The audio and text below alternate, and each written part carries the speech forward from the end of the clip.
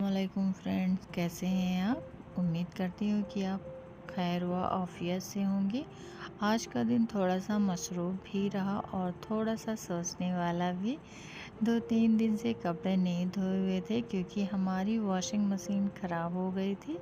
रोज़ देखती थी कपड़ों का ढेर बढ़ता ही जा रहा था मगर कुछ कर भी नहीं पा रही थी। फिर आज सोचा कि चलो इंतज़ार करने से बेहतर है कुछ अमल किया जाए। तो मैं कपड़े लेकर चाची के घर चली गई और उन्हीं की वॉशिंग मशीन में कपड़े लगा दिए और जब कपड़े मेरे धुल गए तो मैं उसको टेरेस पे ले जाकर फैला दी।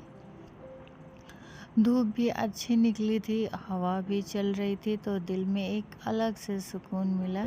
जब कभी हम किसी काम को नियत के साथ करते हैं, चाहे वो छोटा सा ही क्यों ना हो, तो अल्लाह भी उसमें बरकत डाल देता है। अब शाम के 6 बज चुके थे। मैं जा रही हूँ कपड़ा उतारने। जैसे ही ऊपर पहुँची तो दूर से धुआं उड़ता हुआ नज़र आया। पहले तो दिल में एक लम्हा को खौफ सा आया कि कहीं किसी के घर या गांव में आग तो नहीं लग गई। फिर गौर से देखा तो पता चला कि वो खेत में किसी ने पुरानी झाड़ियाँ जलाई हैं, शायद नई फसल बोने की तैयारी में। मैं वो मंज़र देखती रही और एक दिल में ख़याल आया, ज़िंदगी भी तो बिल्कुल इसी खेत की तरह है ना। कभी कभी कुछ पुराना, कुछ बोझ, कुछ बेकार सा जलाना पड़ता है ताकि नया उग सके। पुराने दुख, पुरानी यादें या चीज़ें जो हमें पीछे रोके हुए हों, जब वो सब ख़त्म होते हैं तो ज़िंदगी में एक नया मौसम आता है, नई रोशनी, नई खुशबू, नई उम्मीद के साथ। और शायद अल्लाह भी हमें कभी कभार मुश्किलों की आग में इसलिए डालता है ताकि हम बेहतर बन सकें, क्योंकि जो जलता है वो ख़त्म नहीं होता, वो राख बन के ज़मीन को ज़रख़ैज़ बना देता है। वैसे ही इंसान भी जब किसी तकलीफ़ से गुज़रता है तो वह और मज़बूत और समझदार और नर्म दिल बन जाता है। मैं कपड़े उतारती रही और यही सोचती रही कि कभी-कभी ज़िंदगी की आग भी हमारे अंदर के दुखों को जलाकर हमें नया बनाती है। हमें बस यकीन रखना होता है कि हर जलने के बाद एक नया उगना तय है।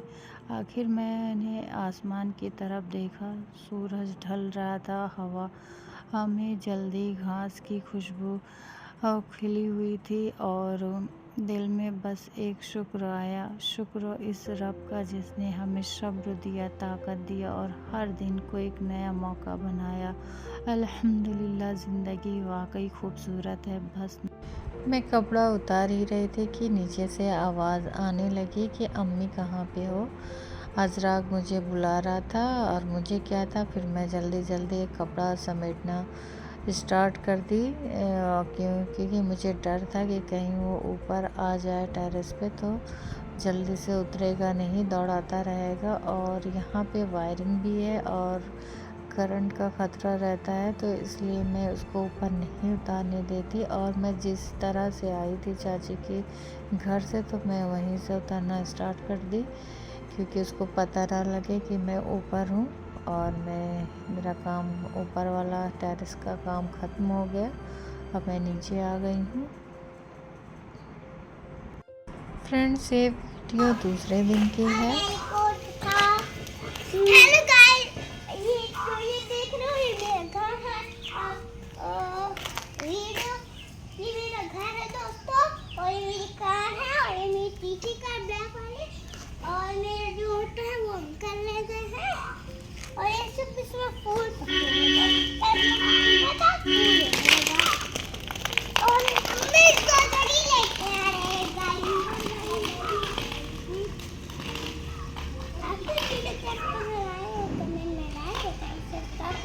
मैं भी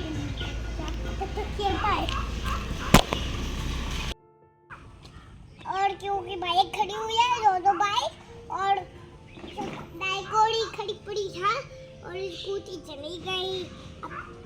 क्योंकि हाईवेडर डाइकोड पकड़ी आ गई, मैं जा रहा हूँ मारना, क्योंकि मुझको और घर पे बकरी आ गई थी तो इदराक गया उसको भगाने। और अगर अजराक बोले तो इदराक ना बोले, ऐसा हो ही नहीं सकता। अजराक तो नहीं गया तो इसलिए मैं भी नहीं गई घर पे, और मैं इधर उधर की वीडियो शूट करती रही क्योंकि मुझे ब्लॉग के लिए भी कुछ चाहिए होता है। और फ्रेंड्स, मैं थक भी गई थी खड़े खड़े, तो मेरे पैर भी दुखने लगे थे। तो मैंने सोचा लाओ चेयर ही लेके आती हूँ। तो मैंने चेयर ला के पेड़ के नीचे बैठ गई थी और बैठी ही रही क्योंकि मुझे कुछ लगा कि वहाँ पे कुछ है। तो मैं उठ के जाके वहाँ देखने लगी और मुझे डर था कि कहीं स्नैक यानी सांप तो नहीं था, क्योंकि यहीं पे बच्चे भी खेलते हैं और पेड़ पौधे की वजह से है कि कुछ भी आके बैठ जाए तो दिखाई नहीं देगा। तो मैं उसको गौर से देख रही, जहाँ नारियल पड़ा है वहीं पे मुझे लगा था कि कुछ है। तो मैं बड़े गौर से देख रही थी और वो छिप ही गया था मेरी आहट से। तो मैं खड़ी थी, फिर भी मैं वहीं पे खड़ी थी कि मैं देखूं है क्या। तो मैं जब गौर से उसको देखी तो वो था कछुआ। तो जाके मेरे दिल को एक राहत मिली, चलो ठीक है ये तो कछुआ है। और सांप से तो भाई मुझे बहुत डर लगता है क्योंकि हमारे बच्चे यहीं पे खेलते हैं। तो एक इत्मीनान हुआ और मैं इधर उधर की फिर से वीडियो शूट करने लगी क्योंकि फूल भी खिले थे और अजराक इदराक दोनों मस्ती भी कर रहे थे। और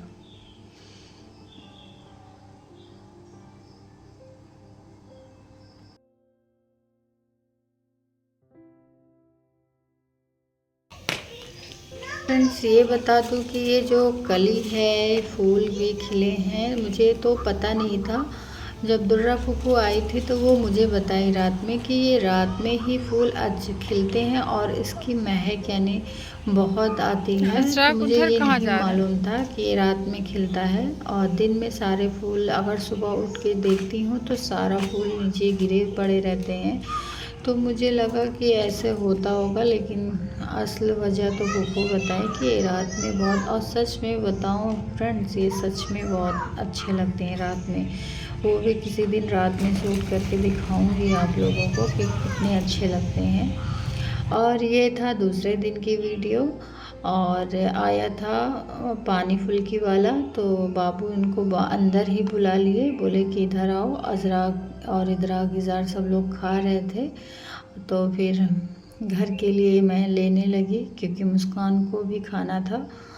और इदराक तो बड़े मस्ती से, उसको बहुत ज़्यादा पसंद है पानी फुल्की। अजराक को भी बहुत पसंद है, लेकिन ये भी बहुत खाता है। और ये मैंने ले लिया था। फ्रेंड्स, ये गुल्लक आपने देखा होगा पिछले ब्लॉग में, ये इदराक का है, बड़ा वाला अजराक का था। तो इदराक अपना गुल्लक बाबू के घर पे रखे हैं और बाबू जब मंडी से आते हैं तो इनके लिए पैसा लाते हैं, तो ये एक एक करके डालते हैं। और इनका गुल्लक फुल हो चुका है और बाबू बड़े प्यार से इनका बाल भी बना रहे हैं। और फ्रेंड्स, मैं अपना ब्लॉग यहीं एंड कर रही हूँ। मिलते हैं अगले ब्लॉग में, और लाइक सब्सक्राइब करना ना भूलें। मिलते हैं अगले ब्लॉग में, तब तक अपना ख्याल रखिए। अल्लाह हाफिज़ एवरीवन।